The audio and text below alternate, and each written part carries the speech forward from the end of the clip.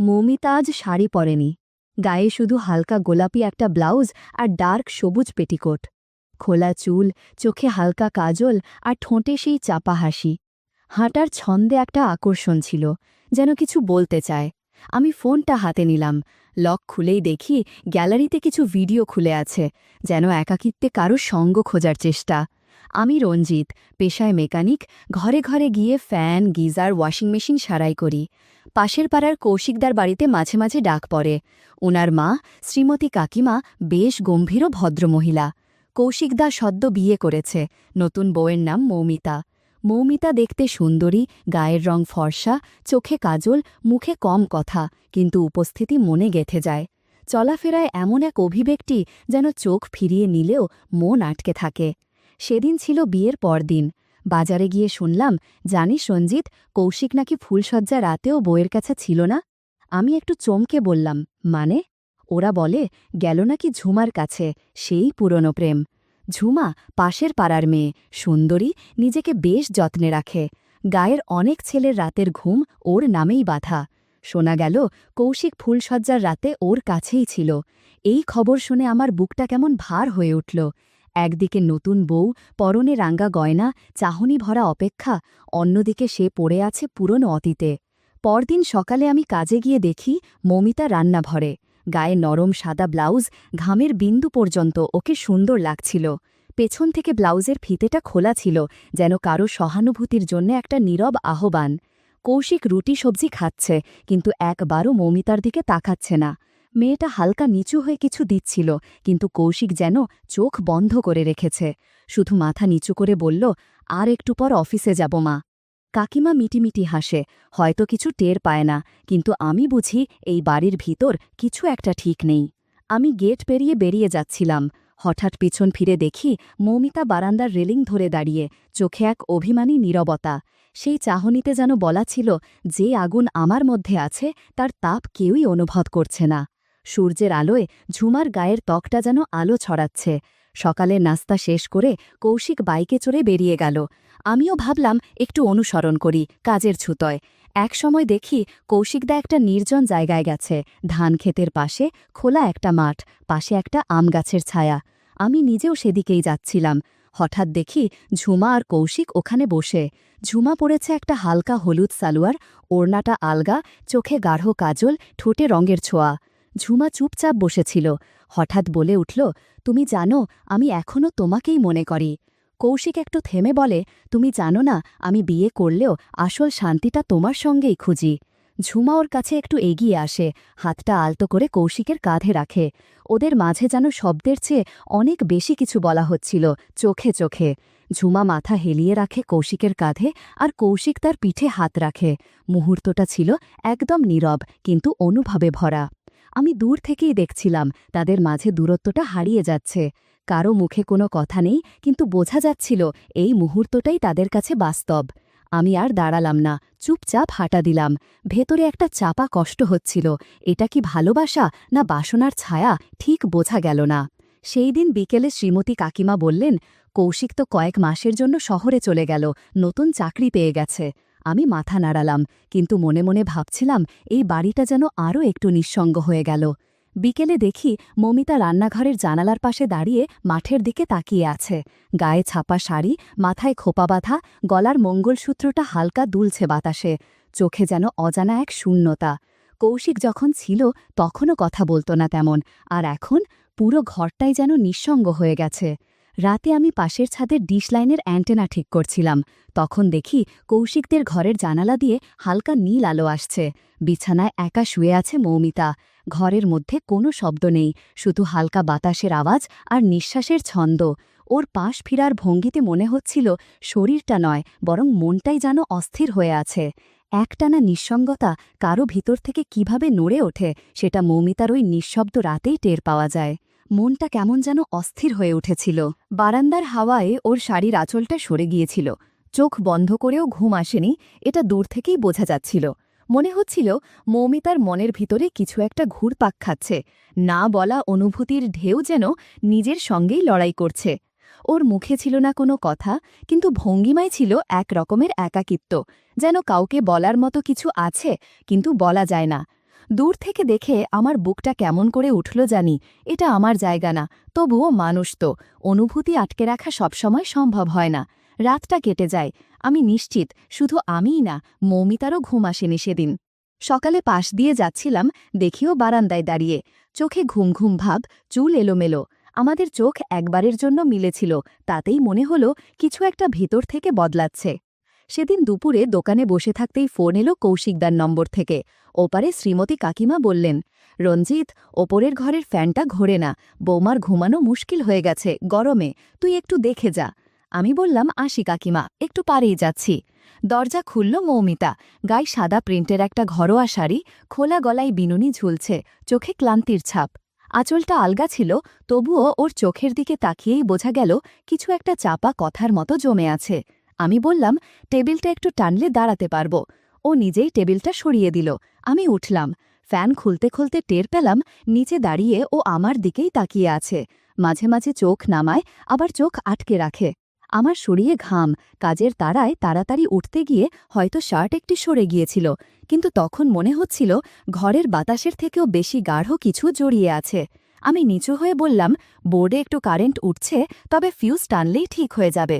মৌমিতা বলল, আপনি জল খাবেন? আমি বললাম, না, হয়ে গেলে চলে যাব।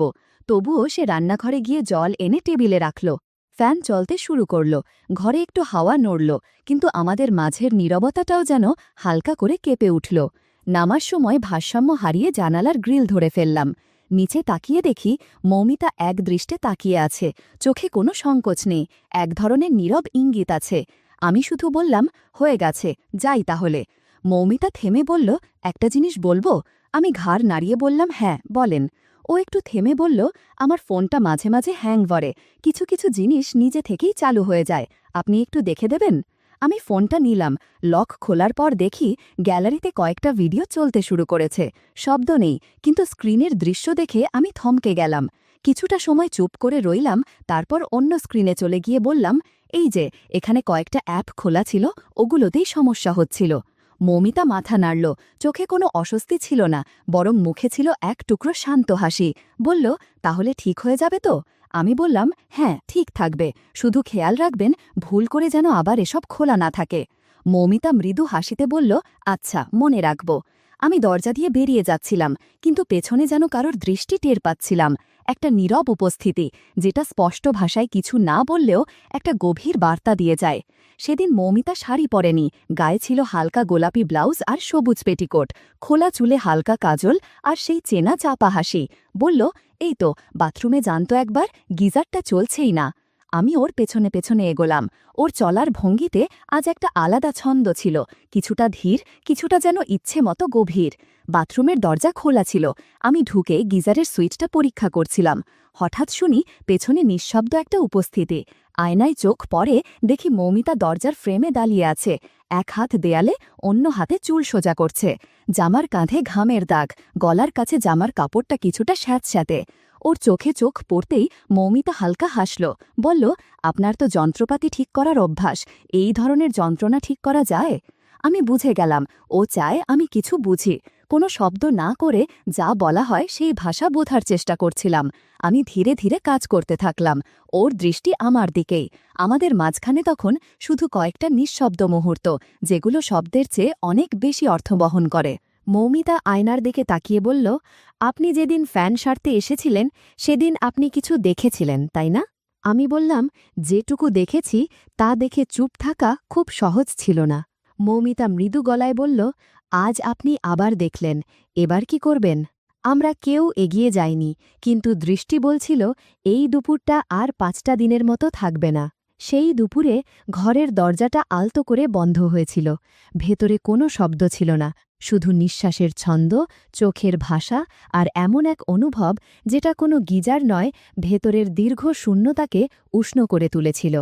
সেদিন থেকেই মৌমিতার ভেতরে যেন এক নতুন আলো ফিরতে শুরু করল। এক দুপুরে আমি মাঠে কাজ করছিলাম, গায়ে ঘাম, হাত মুখে কাদা। হঠাৎ মনে হলো কেউ তাকিয়ে আছে। দূরে তাকিয়ে দেখি ঝুমা জানালার ফাঁক দিয়ে চেয়ে আছে, চোখে কৌতূহল নয়, যেন তার চেয়েও কিছু গভীর।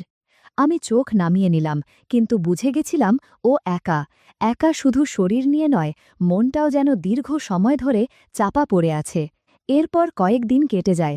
ভাবলাম হয়তো ভুল ভেবেছি, কিন্তু একদিন সন্ধ্যায় সাইকেল নিয়ে যাচ্ছিলাম, হঠাৎ ঝুমার ডাক, এই রঞ্জিতদা, একটু আসবেন? আমি থামলাম, ভাবলাম কিছু দরকার পড়েছে হয়তো। গিয়ে দেখি মুখে মৃদু হাসি, বলল, ভেতরে আসুন, একটু কথা বলতে চাচ্ছিলাম। বাড়িতে কেউ নেই আজ, ইদানিং কারো সাথে মন খুলে কথা বলার সুযোগ হয় না। ঝুমা এক গ্লাস জল এনে আমার সামনে বসে পড়ল। আমি বললাম, সব ঠিক তো? ও হেসে বলল, সবই ঠিক, আবার কিছুই ঠিক না। কৌশিক যেদিন থেকে গেছে, মনে হয় আমি নিজেকেই চিনতে পারছি না। একাকিত্ব যে এমন কষ্ট দেয় বুঝিনি আগে। ওর চোখে চোখ রাখতেই বুঝলাম এই কথা শুধু কথাই না, এর ভিতর অনেকটাই জমে থাকা অনুভূতির ব্যথা। বলল, আগে যাদের বাইরের মানুষ ভাবতাম, আজ তাদের চোখে বেশি বিশ্বাস পাই। ওর কথায় একটা অব্যক্ত আহ্বান ছিল, যেটা বোঝার ভান করলেও অস্বীকার করা যায় না। চুপচাপ বসেছিলাম আমরা, চারপাশে শীতল বাতাস, কিন্তু আমাদের মাঝে যেন অদৃশ্য একটা উষ্ণতা জমছিল। কথার ভেতরে ছিল অনেক না বলা শব্দ, ভাঙা অনুভব আর বোঝাপড়ার ইঙ্গিত। ওর হাতটা আমার হাতের খুব কাছাকাছি এসে পড়েছিল। কেউ কিছু বলেনি, কেউ কিছু করেনি, কিন্তু অনেক কিছু বলা হয়ে গেছিল। আমি উঠতেই বলল, রঞ্জিতদা, আবার আসবেন সময় হলে? আমি বললাম, সময়ের অপেক্ষা করব না, সময় করে আসব। একদিকে মৌমিতা, যার চোখে আমি দেখি এক ধরনের চেপে রাখা আকাঙ্ক্ষা, অন্যদিকে ঝুমা, যার ভেতরের নিঃসঙ্গতা আরও গভীর, আরও ব্যক্তিগত। দুজনের ভেতরেই টান, কিন্তু রকমটা আলাদা। এক দুপুরে হঠাৎ ঝুমার ফোন, আপনি বাড়ির কাছে আছেন, একটু আসবেন? কথা ছিল না, কিন্তু মনটা আজ ভার লাগছে। সব ফেলে ছুটে গেলাম।